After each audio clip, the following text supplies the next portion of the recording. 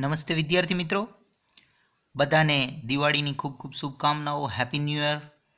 આજે આપણે નવું ચેપ્ટર શરૂ કરવા જઈ રહ્યા છીએ. એટલે કે હવે જે આપણે ચેપ્ટર ભણવાનું છે એ અગાઉ પણ આપણે આમ તો થોડું ઘણું શીખી ગયા છીએ. આ ચેપ્ટર છે ચેપ્ટર નંબર 13, સંભાવના, પ્રોબેબિલિટી. આ ચેપ્ટરની અંદર આમ તો તમે સંભાવનાની વ્યાખ્યા, સંભાવના મેળવવા માટેનું સૂત્ર અને સંભાવના મેળવવા માટેની શરતો, કે જેમાં ઘણી બધી ઘટનાઓને સંગત આપણે સંભાવના મેળવતા હોઈએ છીએ, તો એની ચર્ચા આપણે ધોરણ 11માં કરી ચૂક્યા છીએ. આ ચેપ્ટરની અંદર આપણે સૌથી પહેલો ટોપિક શરતી સંભાવના એવું ભણવાનું છે.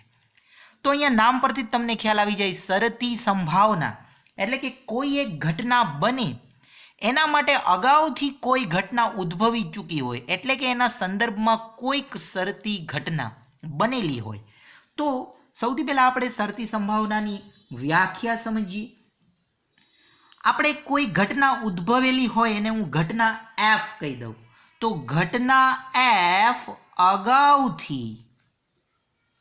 અગાઉથી જો ઘટના એક અગાઉથી ઉદ્ભવી ચૂકી હોય, એટલે અગાઉથી બની ચૂકી હોય, ઉદ્ભવી ચૂકી હોય તેમ આપેલ હોય, એટલે કે આવું તમને આપેલ હોય, ત્યારે આપણે કોઈ એમ કહીએ કે ચાલો કોઈ ઘટના એટલે ઇવેન્ટ ઈ, તો ત્યારે ઘટના ઈની સંભાવનાને, એટલે અહીંયા મિત્રો યાદ રાખજો, બે ઘટનાની વાત કરવામાં આવે છે. એક ઉદ્ભવી ચૂકેલી ઘટના એફ છે જે અગાઉથી ઉદ્ભવી ચૂકી છે, એમ આપેલું છે, ત્યારે આપણે કોઈ ઘટના ઈની સંભાવના મેળવીએ તો ઘટના ઈની સંભાવનાને ઈની શરતી સંભાવના કહે છે. શરતી સંભાવના, યાદ રાખજો આ શબ્દ. અહીંયા શરત કોણ છે? તો તમે કહી શકો ને, શરત તરીકે ઘટના એફ છે. શરત તરીકે ઘટના એફ છે.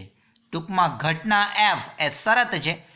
ઘટના ઈની સંભાવના આપણે મેળવવાની છે, જેને સંકેતમાં, આને આપણે સંકેતમાં દર્શાવશું, જેને સંકેતમાં probability of E where F વડે દર્શાવાય. એટલે અહીંયા આપણે બોલીશું probability of E where F. એટલે વેર એટલે જ્યાં, આપણે આમ બોલીએ ને ઘટના ઈની સંભાવના, જ્યાં શરત તરીકે એફ આપેલ છે, એટલે આને આપણે શરતી સંભાવના તરીકે યાદ રાખીશું. આને આપણે સૂત્ર તરીકે પણ દર્શાવી શકીએ, તથા તેમનું સૂત્ર probability of E where F બરાબર, આપણે આમ લખશું probability of E intersection F અને છેદમાં પી ઓફ એફ. એટલે આને આપણે આમ બોલાય, ઘટના ઈની શરતી સંભાવના બરાબર ઘટના ઈ અને એફની સંભાવના. યાદ રાખજો, છેદગણ એટલે અને. આપણે ધોરણ 11માં ક્રમચય સંચય વખતથી જાણીએ છીએ કે અહીંયા આ છેદગણ એ ઘટના ઈ અને ઘટના એફ એમ દર્શાવે છે. એટલે ઈ અને એફની સંભાવના છેદમાં એફની સંભાવના. દેખીતી રીતે ઘટના એફની સંભાવના શૂન્ય ન જ હોય, અને તમને ખબર જ છે કોઈ પણ ઘટનાની સંભાવના એ આરના છેદમાં એન, એટલે કે અંશની અંદર આપેલ ઘટના માટેના પરિણામોની સંખ્યા અને છેદમાં નિદર્શાવકાશની સભ્ય સંખ્યા. તમે જાણો છો, કોઈ પણ ઘટનાની સંભાવના મેળવવા માટેનું સૂત્ર તમે જાણો છો. તો આ રીતે probability of E where F મેળવી શકાય. યાદ રાખજો, અહીંયા આપણે નિદર્શાવકાશ એવું શબ્દ વાપરશું, એટલે કે સાર્વત્રિક ગણને આપણે નિદર્શાવકાશ તરીકે દર્શાવીશું. હવે આપણે આના થોડાક ગુણધર્મો જોઈ લઈએ. તો ધારી લો કે આવી બે ઘટનાઓ ઈ અને એફ, એવું ધારી લઈએ. ધારો કે ઈ અને એફ આ નિદર્શાવકાશની ઘટનાઓ છે, એ શાંત નિદર્શાવકાશ, યસ આપણે એનો શબ્દ વાપરશું, શાંત નિદર્શાવકાશ એસની ઘટનાઓ છે. કોઈક શાંત નિદર્શાવકાશ એસ લઈ લઈએ તો એની ઘટનાઓ છે, જેને તમે સાર્વત્રિક ગણ તરીકે પણ ઓળખો છો, અને P of F not equal to 0 છે, કારણ કે એની સંભાવના આપણે છેદમાં લખીશું. તો આપણે જુદા જુદા ગુણધર્મોનો અભ્યાસ કરવો છે. આ ગુણધર્મો આપણા માટે ખૂબ મહત્વના છે. તો ગુણધર્મો આપણે જોઈ લઈએ. સૌથી પહેલો ગુણધર્મ, પહેલો અને ખૂબ મહત્વનો ગુણધર્મ, પ્રોબેબિલિટી ઓફ એટલે કે એસ અથવા તો યુ જ્યાં ઈ બરાબર 1 થાય અને આના બરાબર જ પ્રોબેબિલિટી ઓફ ઈ જ્યાં ઈ, આ તો થાય જ, આ પણ 1 જ થાય. એટલે કે નિદર્શાવકાશની સંભાવના, અને યુ વડે પણ દર્શાવાય. તમે ધારો કે આને યુ લખતા હોય તો પણ ચાલે. એટલે અહીંયા આપણે પ્રોબેબિલિટી ઓફ એસ જ્યાં ઈ એનું જો સાદરૂપ આપીએ તો મારે આમ લખવું પડે ને, એસ છેદ ઈ છેદમાં પી ઓફ ઈ. આ સૂત્ર મુજબ જુઓ, આ સૂત્ર મેં અહીંયા લગાડી નાખ્યું. હવે એસ એટલે સાર્વત્રિક ગણ યુ, તો તમને ખબર છે સાર્વત્રિક ગણનો કોઈ પણ ગણ સાથે છેદ ગણ લો તો તમારો જવાબ આ ગણ ઈ જ આવશે. એટલે કે આને મારે ફરી પાછું આમ જ લખવું પડશે ને, P of E upon P of E, પણ P of E upon P of E દૂર થઈ જાય એટલે કે આ 1. તો આ પહેલો ગુણધર્મ. બીજો ગુણધર્મ, આની હવે સાબિતીની જરૂર નથી, ફાઈ જ્યાં ઈ બરાબર 0. એટલે કે આ અશક્ય ઘટનાની સંભાવના. આમ પણ તમે જાણો છો અશક્ય ઘટનાની સંભાવના શૂન્ય. તમે ધોરણ 10-11માં એવું કીધું હતું કે ભાઈ સૂર્ય ઉત્તર દિશામાંથી ઉગે, આ ઘટનાની સંભાવના શૂન્ય લેવી જોઈએ. શા માટે? કારણ કે અશક્ય ઘટના છે. પણ અહીંયા આ અશક્ય ઘટના કોઈક શરત હેઠળ છે, એટલે આપણે એમ બોલશું અશક્ય ઘટનાની શરતી સંભાવના પણ શૂન્ય. તો એની સાબિતીની જરૂર નથી. હવે અહીંયા આપણે બે ઘટનાઓ વિચારી છે ઈ અને એફ, તો આને પણ હું શૂન્ય જ કહીશ. ટૂંકમાં ખાલી ગણ અશક્ય ઘટનાની સંભાવના શૂન્ય થઈ જાય. આ ખૂબ મહત્વનો ગુણધર્મ છે. હવે આપણે બે ઘટનાઓ બીજી વિચારીએ, એટલે કે હું ત્રીજો ગુણધર્મ લખીશ. બરાબર ધ્યાનથી સમજજો. ઘટનાઓ એ અને બી માટે, બે ઘટનાઓ એ અને બી વિચારીએ તો આ બે ઘટનાઓ માટે પ્રોબેબિલિટી ઓફ એ યોગ બી જ્યાં એફ આમ બને.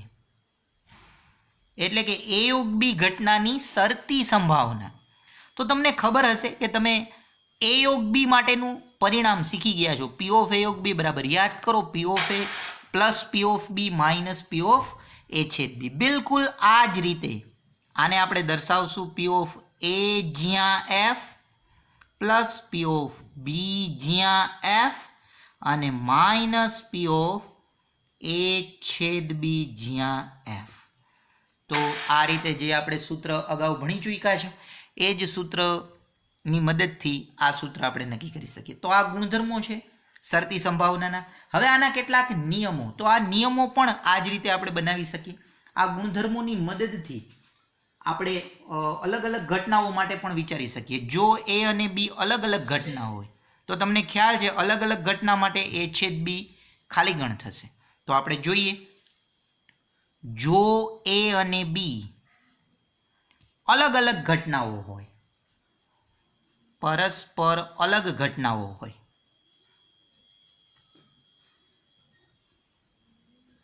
તો આપણે એવું કહી શકીએ ને કે આ બંનેનો છેદ ગણ એ ખાલી ગણ થાય, અને આ બંનેનો છેદ ગણ ખાલી ગણ થાય ને તો આ જ સૂત્રમાં આ પદ શૂન્ય થઈ જશે મિત્રો. એટલે કે આ પદ શૂન્ય થઈ જાય તો માટે પી ઓફ એ યોગ બી જ્યાં એફ માટે પ્રોબેબિલિટી ઓફ એ યોગ બી જ્યાં એફ બરાબર આપણે હવે આવું લખી શકીએ ને, પ્રોબેબિલિટી ઓફ એ જ્યાં F plus probability of B જ્યાં એફ માઇનસ 0. એટલે કે આવું પરિણામ આપણે મેળવી શકીએ. તો આને કહેવાય શરતી સંભાવના અથવા તો શરતી સંભાવનાનું મુખ્ય પરિણામ. હવે આપણે આ શરતી સંભાવનાના પરિણામ પરથી કેટલાક દાખલા સોલ્વ કરી શકીએ. યાદ રાખજો, શરતી સંભાવના એ એક ઘટના આપેલ હોય અને બીજી ઘટના એના માટે શરત બને એ દર્શાવે છે. હવે આપણે સ્વાધ્યાયના કેટલાક દાખલા જોઈએ. તો સ્વાધ્યાય 13.1 એનો દાખલો પહેલો,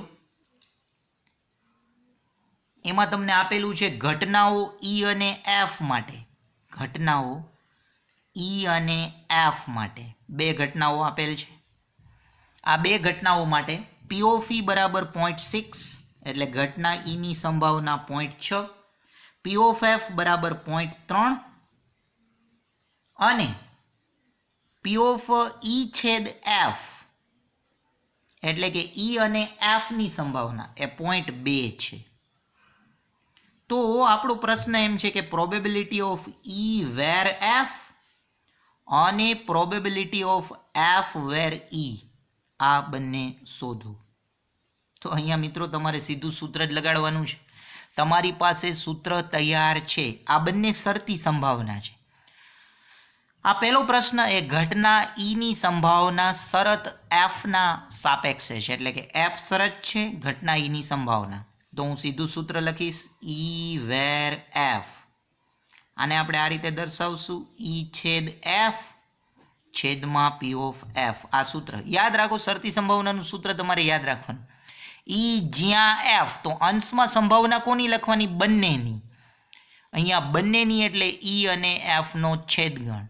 છેદમાં જે કાંઈ શરત હોય એની સંભાવના લખવાની, એટલે કે એફની.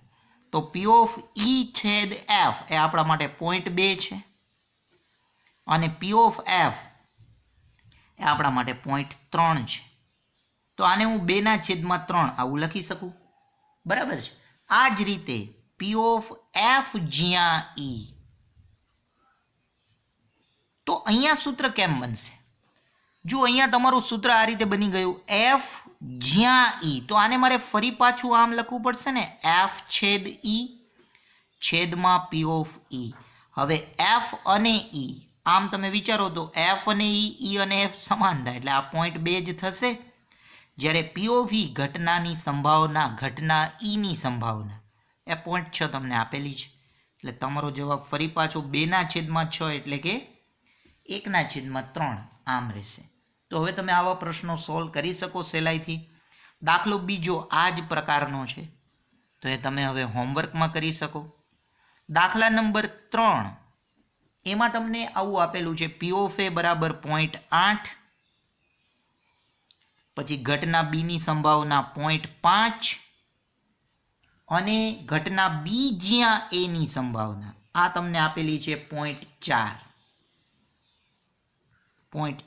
આ તમને આપેલું છે. તો હવે આપણા માટે પહેલો પ્રશ્ન પી ઓફ એ છેદ બી શોધો. તો હું પી ઓફ એ છેદ બી કયા સૂત્રથી મેળવી શકું? તો તમે કહી શકો ને, અહીંયા આનું સૂત્ર આપણે લગાડીએ તો પી ઓફ બી જ્યાં એ બરાબર આનું સૂત્ર જ પી ઓફ બી છેદ એ છેદમાં પી ઓફ એ થાય કે નહીં? તો મિત્રો હું કિંમત મૂકી દઉં તો પી ઓફ બી જ્યાં એ એટલે 0.4 બરાબર પી ઓફ એ છેદ બી જે આપણે મેળવવાનું છે અને પી ઓફ એ એટલે 0.8. તો આ રીતે થઈ જશે ને, આ બંનેનો ગુણાકાર 8 4 32 એટલે કે પી ઓફ એ છેદ બી બરાબર 0.32. તો પહેલા પ્રશ્નનો જવાબ આપણને મળી ગયો 0.32. બીજો પ્રશ્ન તમારી ટેક્સ્ટબુકમાં જોજો, પી ઓફ એ જ્યાં બી મેળવવાનો છે. તો પી ઓફ એ જ્યાં બી હવે તમે જાતે મેળવી શકો ને, આ તમે હોમવર્કમાં મેળવશો. અને ત્રીજો પ્રશ્ન ખૂબ મહત્વનો, પી ઓફ એ યોગ બી મેળવવાનો છે. પણ આનું તો તમે સીધું સૂત્ર 11મા ધોરણથી જાણો છો, P of A plus P of B minus P of A છેદ બી. યસ, તો આ સૂત્ર જ હવે આપણે લગાડશું. પી ઓફ એ, તો પી ઓફ એ 0.8 વત્તા 0.5 અને માઇનસ આપણે હમણાં જ મેળવું 0.32 એટલે કે આ થઈ જશે 1.3 માઇનસ 0.32. તો તમારો આના પરથી જવાબ એ થઈ જશે 0.98. તો આ રીતે તમે આવા દરેક પ્રશ્નો ખૂબ સરળતાથી સોલ્વ કરી શકો છો. આ સાથે આપણે લેક્ચર પૂરો કરીએ છીએ. નેક્સ્ટ લેક્ચરમાં ફરી પાછા વધુ પ્રશ્નો સાથે મળીશું. Thank you.